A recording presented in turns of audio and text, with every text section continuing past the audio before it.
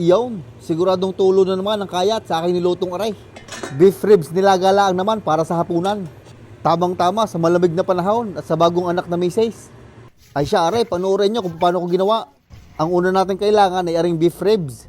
Mayroon nga ako din ng 4 na malalaking piraso. Akin munang dadalhin din sa lababo at huhugasan.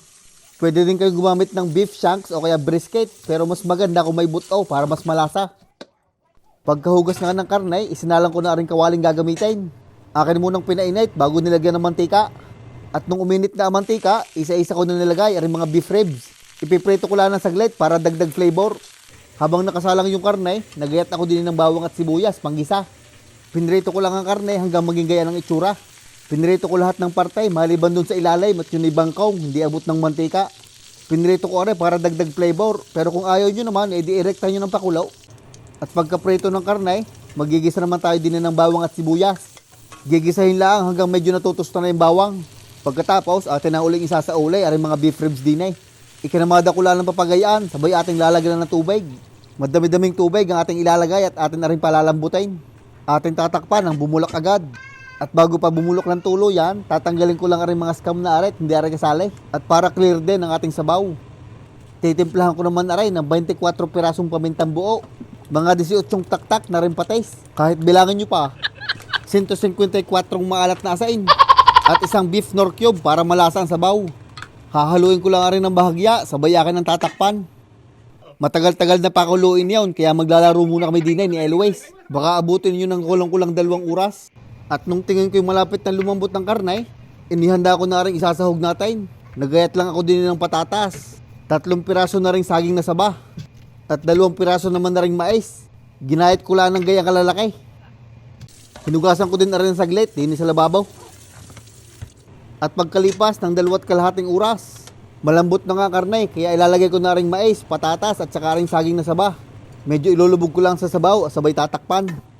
Magagayat naman ako din ng repolyo habang pinapalambot yung mga patatas. Sasamahan ko na din na rin ng bok choy para madamay. At pagkalipas ng mga 8 minuto, ay luto na rin mga patatas. Kaya akin ang ilalagay aring repolyo at saka bok choy. Ilulubog ko lang din ng bahagya, sabay akin tatakpan. At pagkalipas naman ng mga 5 minuto, ay di are, luto na ang ating beef ribs nilaga. Di kayo napakadali lang, medyo matagal lalo tuwing. Tulad nung sinabi ko nung una, pwede kayong gumamit din ng beef shanks, brisket o kaya rin beef ribs. Pero mas mainam kung may buto para mas malasa ang sabaw. At saka pwede nyo ding i-pressure cooker para mas mabilis lumambot ang karne. Ay siya ay paano, sasandok na ako din habang mainit pa ang sabaw. Ay talagang ako'y napapalunok habang ine-edit ko aray. Ay sabay-sabay na tayo magutom, may kainaman na. Aray na ang ating beef ribs nilaga. Sinamahan pa ng patis, kalamansi, sibuyas at saka siling sausawan. Ay siya ay paano, dating gaway, ako nang bahala sa inyo.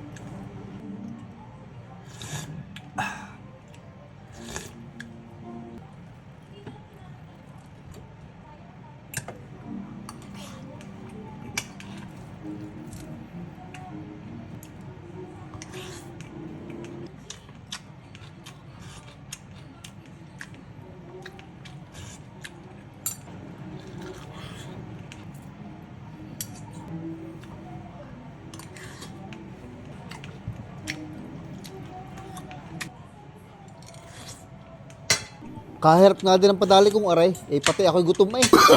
Ay siya, maraming salamat sa inyong panonood. Mag-iingat kayo palagi.